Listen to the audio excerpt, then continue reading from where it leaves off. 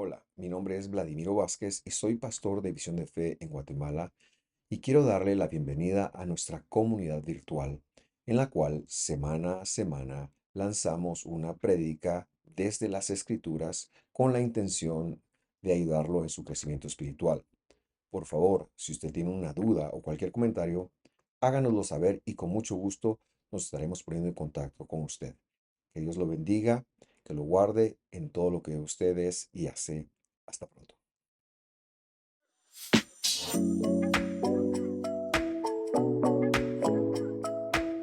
Quiero darle una bienvenida a la gente que ahora nos sintoniza desde YouTube, dándoles la bienvenida. Hemos visto en esta serie que se llama Los ciclos del Evangelio, y por ciclo lo que estamos viendo es de que hay un par de apóstoles, hay un par de misioneros, hay un par de personas que van a una ciudad, son usados por Dios para hacer una obra, y luego van y los tratan mal, los reciben mal. Luego ellos llegan a otra ciudad y repiten el ciclo. Eso es un ciclo. Y a mí me impresiona cómo ellos se enfrentaban esto con amor, con un beneplácito que nos sorprende. A nadie nos gusta sufrir. A mí no me gusta sufrir. A mí no me gusta estar en un lugar y sentirme rechazado.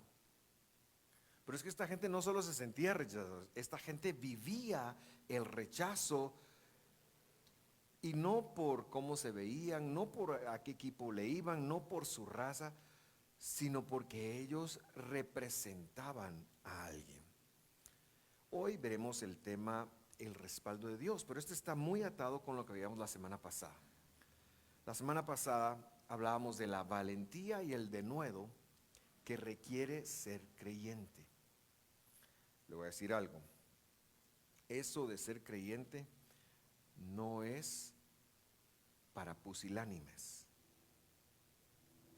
Por eso es que el Evangelio en Hebreos dice después, nosotros no somos de los que soltamos el arado, somos de los que vamos al frente.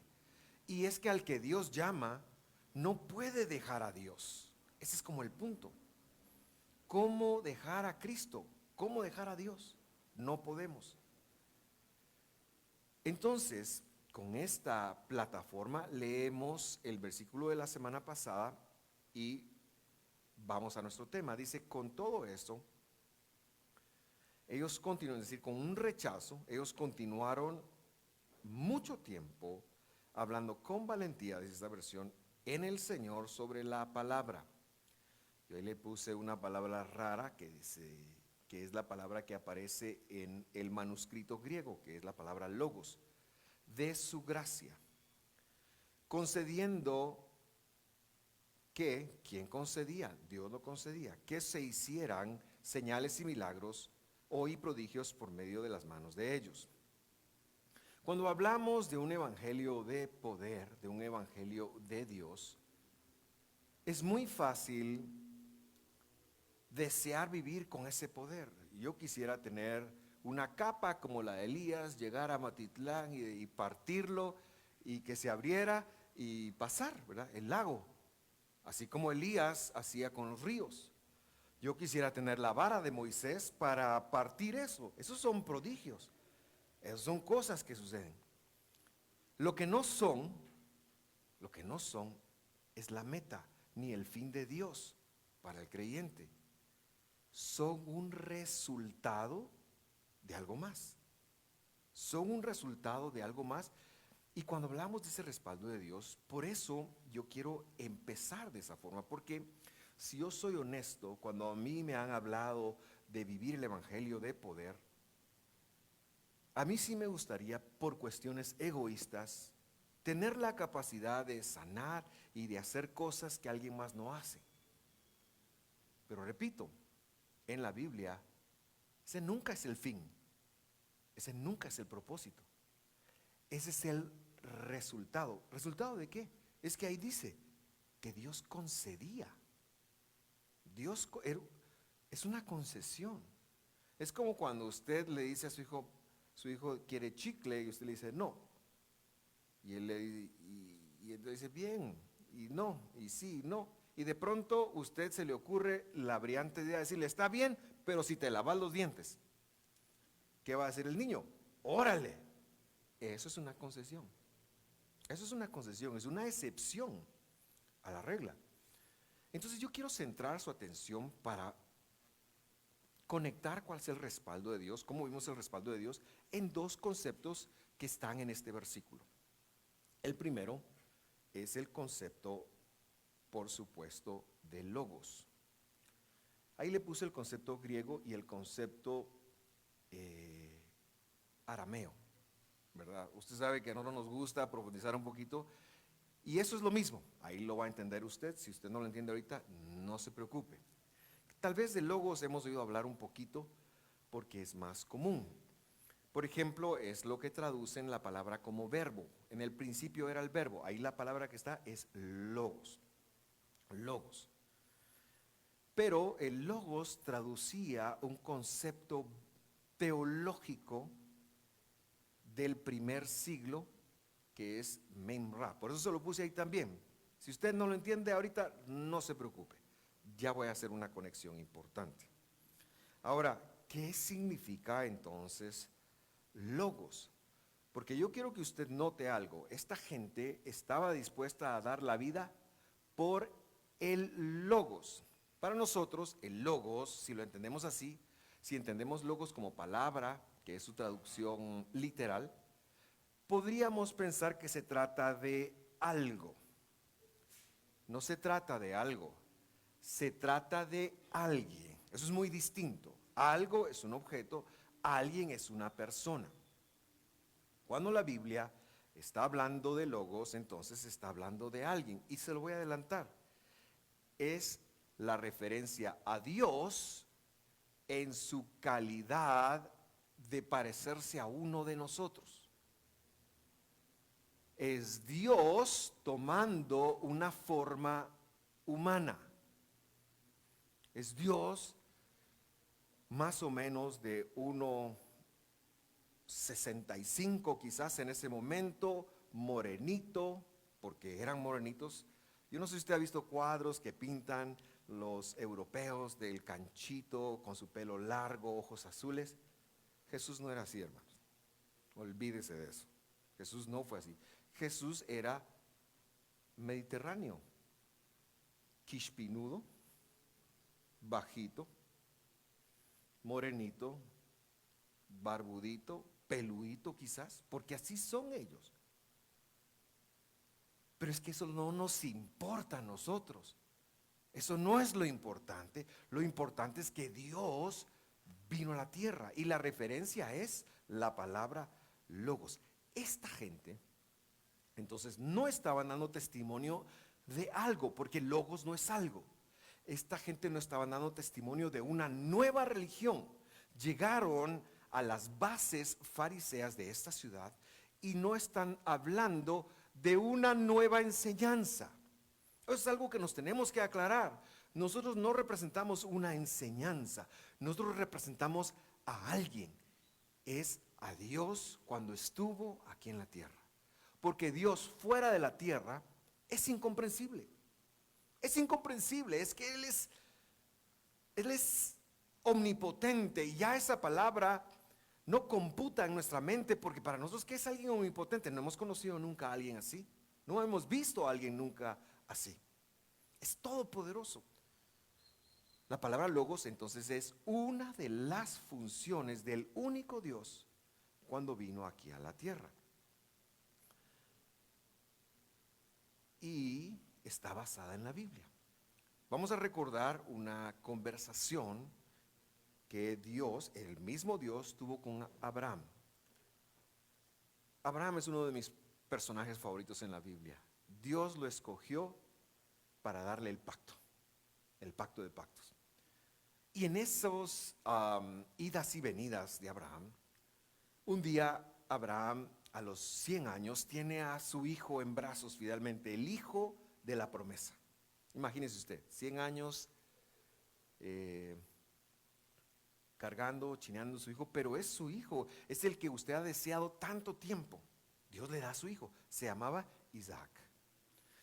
Unos 20 y pico años después, Dios lo llama y le dice, mira, Abraham, vamos a hacer algo. Tu hijo, tu patojo ese, que ya va a cumplir los 30, me lo vas a ofrecer. Vamos a hacer un sacrificio, lo vas a matar y lo vas a ofrecer. ¿Y Abraham qué hace? Abraham ni lo pelea ni lo resiste, se lo esconde a su esposa, porque si usted le va a hacer algo a sus hijos de esa calaña, nunca se lo diga a su esposa. Primero lo matan a usted. Usted no puede salir con un cuento de Dios me dijo, porque la mujer le va a decir, a mí me lo tiene que decir también. Pero Dios no se lo dijo a Sara, ojo también, ¿va? Se lo dijo a Abraham. Así que Abraham, sin decirle a la señora, se fue. Y su hijo, un muchacho, para mí es muchacho, ¿verdad? 27, 28 años, es un ishto, decimos en este país, quiere decir child. Ah, dale. Y le dice, mira, el muchacho le dice, mira, veo la leña, veo el fuego, todo va muy bien, pero no tenemos cabras, no tenemos bueyes, ¿dónde está el sacrificio? Y Abraham se le queda viendo y le dice, mi hijo, tranquilo, Dios verá. Lamentablemente traducen ahí Dios proveerá, pero es Dios verá. Dios va a ver qué hace. ¿Por qué le dijo eso a Abraham? Porque Abraham había oído la voz de Dios. Dios le había dicho. Entonces, ¿qué va a pasar? Lo que Dios diga, mi hijo. La voluntad de Dios es lo que va a pasar. Llegan, Abraham no le amaga, apaga el cuchillo y ahí lo para Dios. Usted sabe, ¿verdad? Usted sabe, Dios lo detiene. Dice la Biblia que Abraham alzó sus ojos y vio al cordero inmolado desde antes de la fundación del mundo. No al cordero trabado. Después hizo así y había otro cordero trabado. Pero la Biblia dice que alzó sus ojos. Por eso le digo, la Biblia es impresionante, la Biblia, lo que esconde, el enigma. Así que él ve al cordero y después ve a un carnero. Entonces va, lo desata y ya lo ofrecen y todo bien. Y en ese momento Dios le tiene que hacer una conexión importante a Abraham. Eso sucede en el 22:15 de Génesis. Dice así: el ángel del Señor llamó por segunda vez. La primera vez fue para decirle, no, Abraham, don't do it, no lo hagas. La segunda vez llamó a Abraham desde el cielo y verso 16 le dice, y le dijo, he jurado por mí mismo. ¿Quién juró? El Señor. He jurado por mí mismo, dicho del Señor, como diciendo, firmado por mí mismo, que porque has hecho esto y no me has rehusado tu hijo, tu único. Vea que Dios estaba poniendo un primer ejemplo de lo que iba a hacer un tiempo después en un madero cuando él mismo estuviera ahí. Como no me rehusaste tu hijo, que dice Dios. Versículo 17. Lo voy a leer solo en castellano. Bendecirte bendeciré y en gran manera multiplicaré tu simiente como las estrellas del cielo y como la arena que está en la orilla del mar. Tu simiente poseerá las ciudades de sus enemigos. Cuando usted lo lee rápidamente, usted va a pensar, ese Abraham qué dichoso, Dios lo va a bendecir, si Dios lo va a bendecir, le va a ir bien en todo lo que haga, lo va a pasar bien, va a estar excelente, todo va a estar fabuloso y aspiramos a ver una bendición solamente terrenal.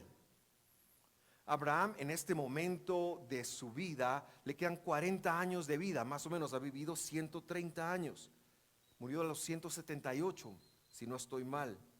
Y justo después de este capítulo, Abraham todavía vive otros 40 años, pero ya no se habla de Abraham, más que tuvo otra su señora ahí, el tipo era potente y tuvo 7 u 8 hijos más.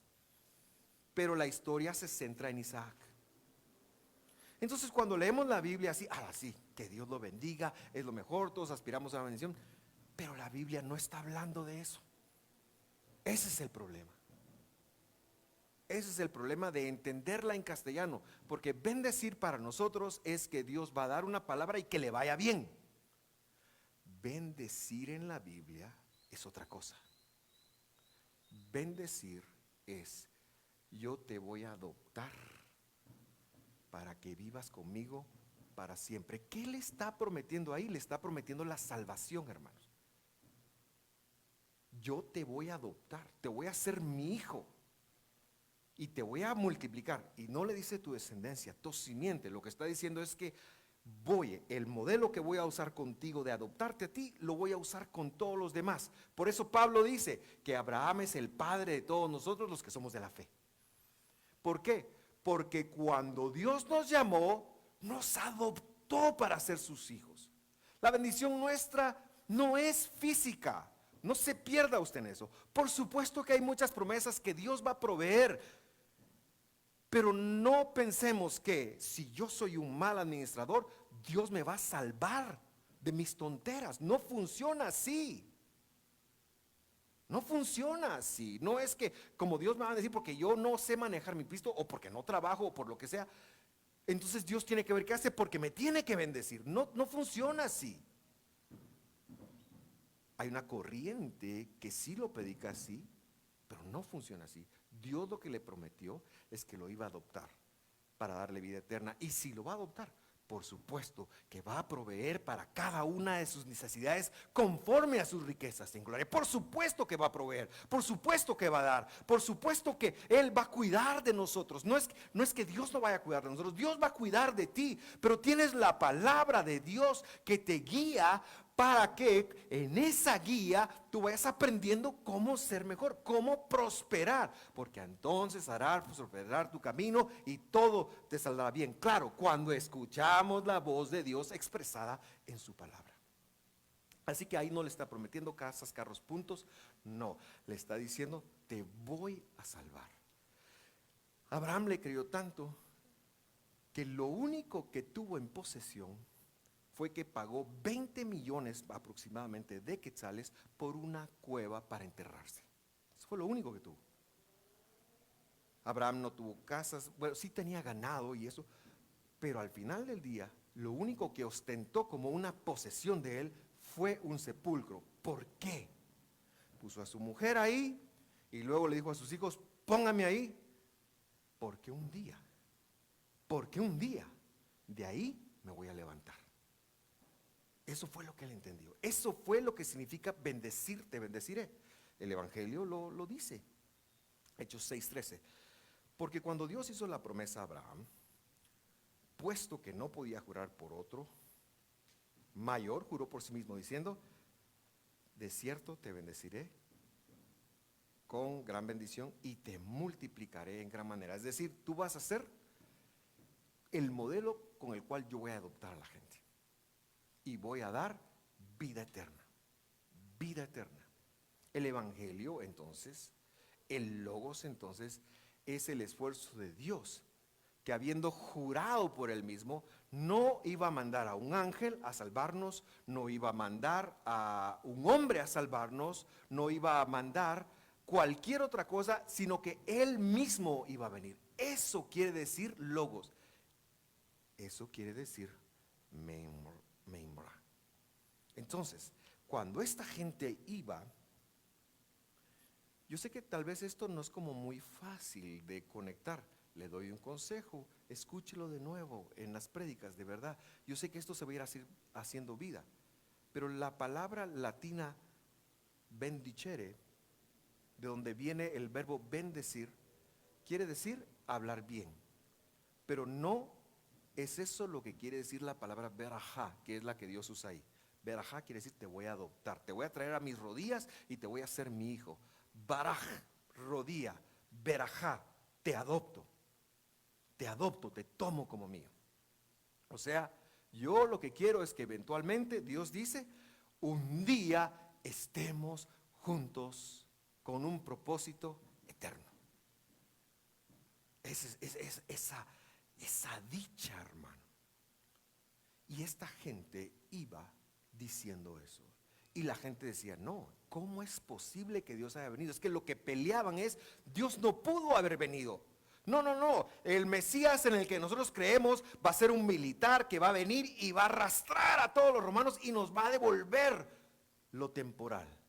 Dios cuida de lo temporal, pero su promesa es lo eternal, lo eterno. Se comprometió con lo eterno. Y de verdad, hermano, usted no tema, Porque si quiere prosperar, haga la palabra de Dios, viva la palabra de Dios, ahí está cómo prosperar. En esta tierra también.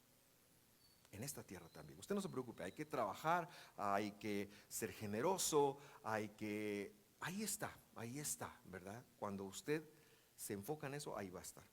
Ese es el primer concepto. El segundo concepto, el concepto de, bueno, esa es la gracia. La gracia. ¿Qué es la gracia? Bueno, la primera vez que se menciona la gracia fue con un hombre que se llamaba Noé. No sé si usted se acuerda de Noé. Dice la Biblia, Noé halló gracia delante de Dios. Bueno, ¿qué es gracia? Noé andaba por ahí. Era un buen hombre, era un buen tipo, ¿verdad? No era un mal tipo, es un buen tipo. Pero Dios sabía que no era capaz de lo malo. Sus hijos no estaban como tan bien educados, fíjese. No estaban bien educados. Pero como halló gracia, es decir, no por algo que él hizo, sino que Dios lo escogió porque a Dios le plujo escogerlo. Y bendito sea el nombre del Señor. Si usted está sentado en esta silla y si usted está sintonizando, si usted está, estoy hablando cosas que no hablar, si usted está sentado acá, si usted está escuchando eso, si usted es atraído por el nombre de Jesús, usted es como Noé. Usted no encontró a Dios, Dios lo encontró a usted. Dios lo está llamando porque Dios lo ama, porque Dios lo anhela celosamente, porque usted es importante para Dios, por eso lo ha escogido. Y por eso, aunque usted a veces se quiere ir por un lado, ya no voy a la iglesia, ya es que mucho frío, es que mucho calor, es que los cristianos no sé qué, es que esto. Cuando usted quiere ir, Dios lo trae de vuelta. Y usted sabe que debe temer porque Dios lo escogió. Eso es gracia que usted encontró en Dios. Noé la encontró a pesar de las cosas de Noé. Dios entonces por gracia le dice, hacete un arca, usted sabe, la arquita, bueno, una arcota realmente, ¿verdad? Los animales, estuvo como 6 meses en el arca, la gracia de Dios lo sostuvo y ahí estaba con los leones, con la serpiente, imagínese usted, con todo lo que vivió. Un día sale y dice, él tengo que dar gracias a Dios, hace un holocausto, que es una ofrenda a Dios, y bonito, ¿verdad? Pero después de hacer el holocausto, él dijo, la verdad, yo soy un alcohólico. Así que se le ocurre la más mínima idea, planta, imagínense la planificación, planta una vid, espera que la vid dé, la pisan en el lagar, espera que se añeje, porque lo que él quiere hacer es ponerse, en palabras guatemaltecas, una gran soca. Y se emborracha de tal manera que su hijo de en medio entra y tiene relaciones incestuosas con su esposa, con su propia mamá. Y de ahí viene, ¿cómo se llama el brother aquel? Canaán. De ahí viene Canaán. La Biblia no lo esconde. Dios lo sabía, Dios sabía que eso iba a pasar. Pero de todos modos, Dios lo escogió a Noé por gracia, así como me escogió a mí, a pesar de todos mis errores, a pesar de mis faltas, a pesar de que no doy la talla, a pesar de que yo le voy a desobedecer. Dios me escogió a mí, Dios me escogió. No puedo explicar la gratitud que hay en mi corazón de la elección que Dios hizo por mí, a pesar de mí, porque no hay algo bueno en mí, como está escrito.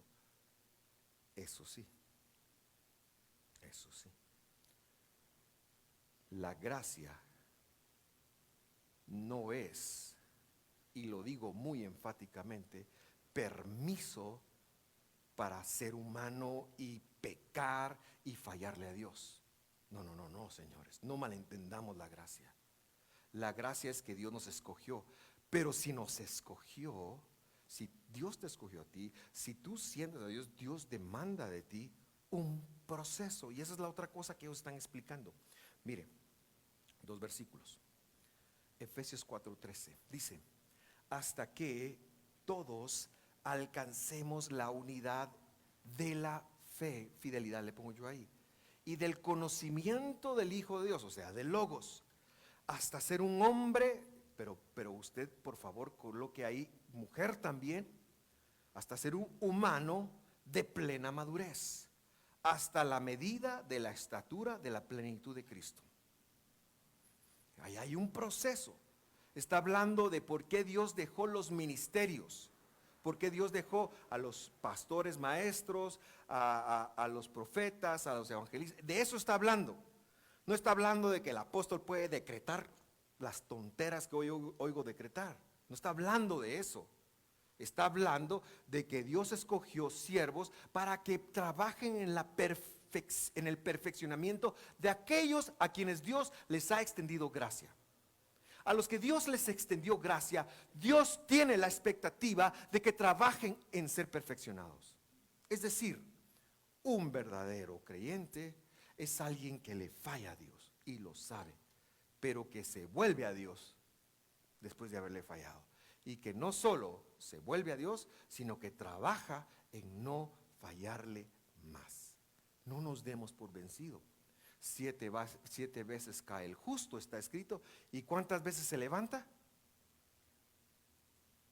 7.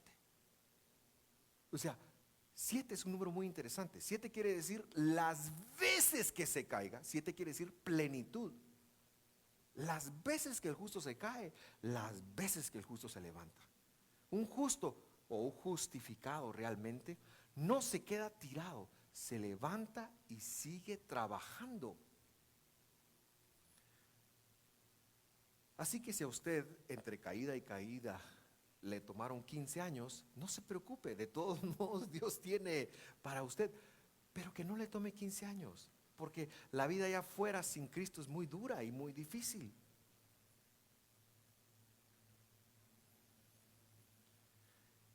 Entonces, tenemos que alcanzar la unidad de la fidelidad. ¿Qué quiere decir eso? De entender que Dios nos dejó su palabra para educarnos. La fe bíblica no es un ejercicio de concentración mental para que algo suceda. No, es una educación que Dios ha dado de cómo hemos de ser, de qué debemos de hacer. Para eso nos dio su palabra. Esa es la fidelidad de Dios. Esa es la fe. Y eso ayuda en el conocimiento de Dios. Por supuesto que lo vamos conociendo mejor. Yo conocí al Señor como mi Salvador cuando tenía 6, 7 años. He pasado muchas lunas y soles y lunas rojas y lunas llenas y hasta lunáticas. Pero mi conocimiento de Dios ya no es el mismo. Ha habido un desarrollo, ha habido una madurez. Dios espera que al que le otorga gracia trabaje en ser maduro y que no se quede siendo siempre el mismo. No, es que a mí no me pueden decir nada, es que a mí que no me digan eso, a mí que no me hagan, es que yo tengo mi apellido, es que yo, oh, hermano, el apellido es una excusa del demonio para no ser como Cristo de verdad. De verdad, no podemos excusarnos en que así somos, porque como somos humanos caídos. ¿Y cómo quiere Dios que seamos como Él? Mire, se lo dice el último versículo que vamos a ver hoy, Romanos 6:22. Pero ahora, dice, siendo libertados del pecado. Esa es la gracia. ¿Qué es la gracia? Que fuimos libertados del pecado. ¿Qué dice? Luego, léalo conmigo. Y hechos siervos de Dios. Antes éramos siervos del pecado, ahora somos siervos de Dios. Ustedes tienen por su fruto, es decir, el resultado suyo debe ser, ¿qué cosa? La santificación. Y el resultado, la vida eterna.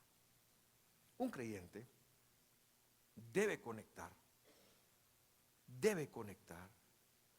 que su fruto, sus acciones deben de llevarlo a la santificación. ¿Qué es la santificación? La santificación son todas aquellas cosas que Dios dijo, sean santos porque yo soy santo. Esa es la santificación. O sea, en mi tiempo ser santo era ayunar, orar y no me acuerdo qué otra cosa. Esas actividades están muy bien, pero eso no es ser santo. Ser santo es trabajar en el proceso que Dios objetivamente dejó en su palabra para que trabajemos, para que hagamos. Eso es ser santo. Los mandamientos, las competencias de Dios son el camino para la santidad. Por eso cuando yo perdono a alguien, estoy guardando un mandamiento, el de amar a mi prójimo como a mí mismo. Eso es santidad. Por eso cuando yo no codicio la mujer del prójimo, estoy guardando un mandamiento, estoy trabajando en mi santidad. Por eso cuando yo no hablo falso testimonio de mi prójimo, al contrario, ni siquiera me atrevo de hablar de mi prójimo para verme bien, estoy estoy adquiriendo la santidad. La santidad no es lo que se me ocurre a mí que es. La santidad es lo que Dios está escrito. Estos hombres llegaron a donde fueron. Este es el ciclo y este es el cierre de la prédica. Llegaban y les decían, Dios vino acá. Dios vino acá y nos salvó. Pero también nos mostró que tenemos que ser como Él. ¿Por qué? Porque esta gente, que eran fariseos, que guardaban la Biblia, que guardaban los mandamientos, decían, tenés que hacerlos como yo diga y no como está escrito. Tenés que ganarte el cielo, tenés que hacer tal cosa para... Y esto es por gracia, esto es por gracia, porque Dios vino acá. La salvación no nos la ganamos. La salvación es una dádiva de Dios a sus elegidos, a sus escogidos. Pero cuando somos elegidos, hermano, queremos estar con Dios. Queremos estar con Dios. Queremos ser como Dios. Nos pegamos a Dios. Pero nuestra humanidad nos traiciona. Pero queremos ser como Dios. Queremos ser como Dios. Si usted cuando está haciendo algo tiene la conciencia, no debo estar haciendo esto, ese es Dios. Deje de escuchar su voz interna, su yo que lo hace feliz o lo que sea, y vuélvase a la palabra de Dios. Vuélvase a hacer lo que Dios le está diciendo. Cuando ellos se basaron en la gracia y en que Dios había venido, Dios dijo, ok, a ver, Pablo, si de verdad sos Dios, si de verdad es así como decís, entonces orá por este. Oraban y Dios los sanaba. Y hacían cosas. Los milagros no son son para dar testimonio de que Dios vino a la tierra y de la santidad de Dios, de la gracia de Dios. Si usted quiere el respaldo de Dios, yo sugiero fuertemente que usted trabaje en conocer al Hijo del Hombre venido a la tierra, que trabaje en conocer al Dios de Israel, al que se reveló, y que también trabaje en su proceso de santidad. Y luego, cuando Dios le diga, orá por aquel brother, Dios va a hacer lo que vaya a hacer. Cuando Dios le diga, di esta palabra, Dios va a hacer lo que Dios va a hacer. Y Dios va a actuar. Porque los milagros Dios concedía que se hicieran. Venían después del testimonio de la palabra y de la gracia. Oremos. Cierre sus ojos, por favor.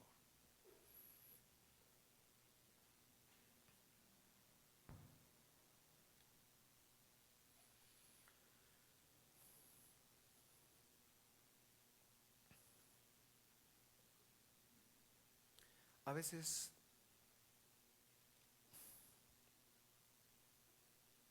este proceso choca un poquito con quienes somos. Yo estoy seguro que choca con nuestra humanidad, choca con la mía, hermano, choca con la mía, por supuesto. Y llevamos bastante tiempo en esto. Choca cuando estoy y tengo que practicar lo que Dios me dice, choca conmigo, por supuesto. Pero yo quiero que por unos instantes usted asimile lo que está pasando. Ahora, si en nuestra audiencia o en la sala, acá, hay alguien que no haya recibido a Jesús como su Salvador, no, hay alguien que entiende que Dios le está llamando hoy, hay alguien que conecta que Dios lo está atrayendo a él porque le quiere dar gracia, por favor déjenos un comentario. No se vaya sin hacerlo, porque esto es un proceso. Claro, empezamos con una oración, pero es un proceso. Y si hay alguien en la sala que nunca recibió a Jesús como su Salvador y lo quiere recibir hoy, hágame el favor, cuando terminemos esto, yo me quedo esperándolo para conducirlo. Esa es una decisión de vida. Un día usted va a un testimonio público de que Dios lo salvó.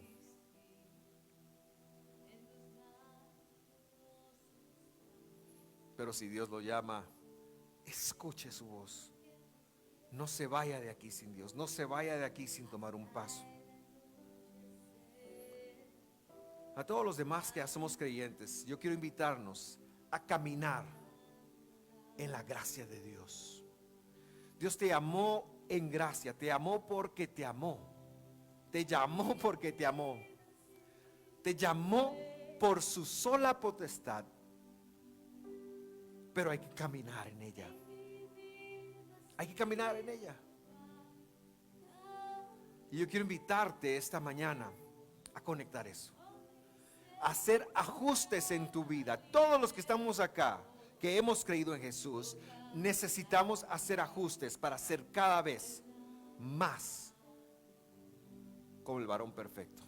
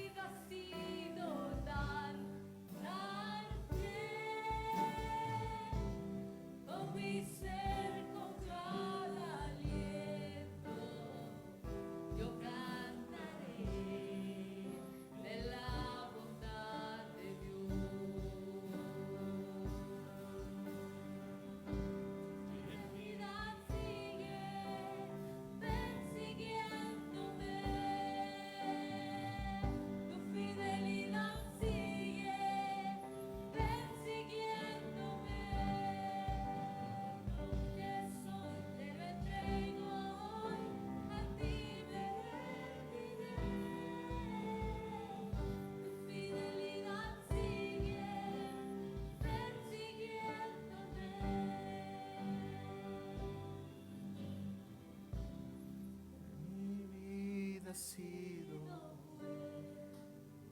Señor. En mi vida ha sido Tú has sido tan bueno, Señor. Tú has sido tan bueno. con mi ser, con cada aliento. Oh, tu fidelidad.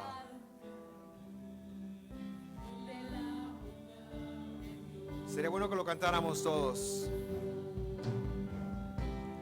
En mi vida ha sido bueno. Gracias, Señor. En mi vida ha sido tan fiel. Con mi ser, con cada aliento, yo cantaré de la bondad de Dios. Cantémoslo de nuevo. En mi vida ha sido bueno, Señor. En mi vida ha sido bueno. En mi vida ha sido tan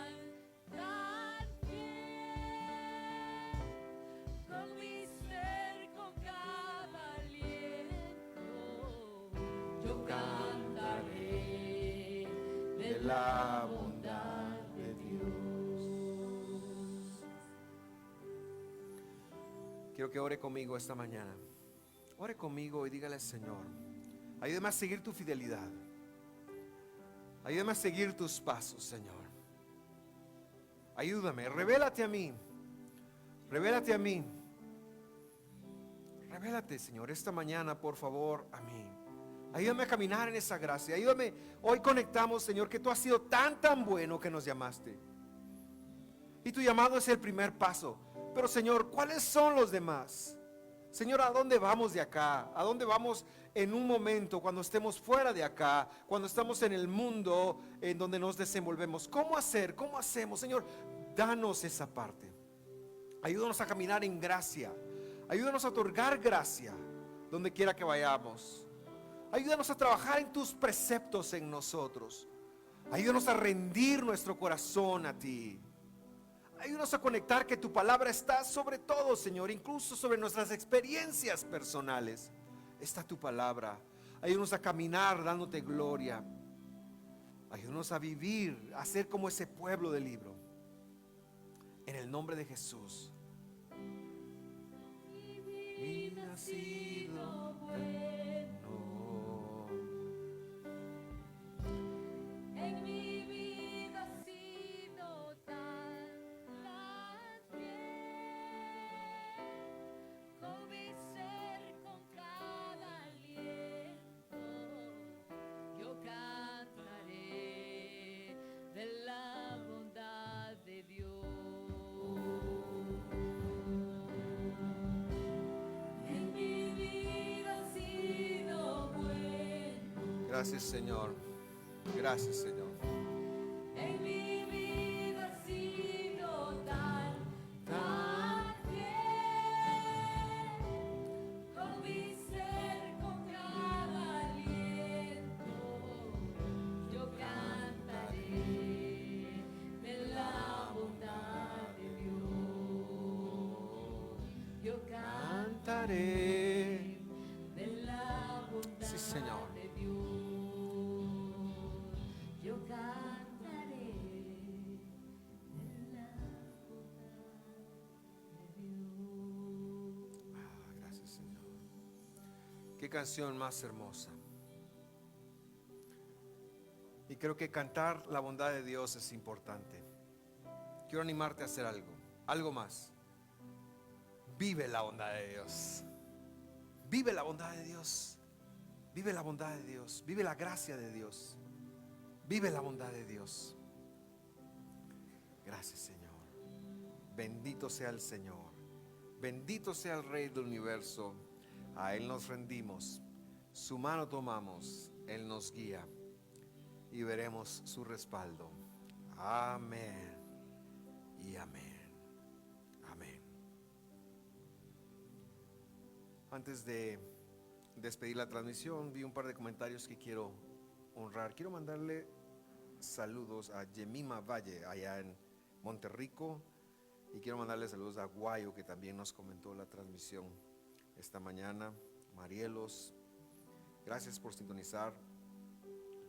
Nos esperamos acá, siempre en este espacio. Un fuerte abrazo, muchas bendiciones.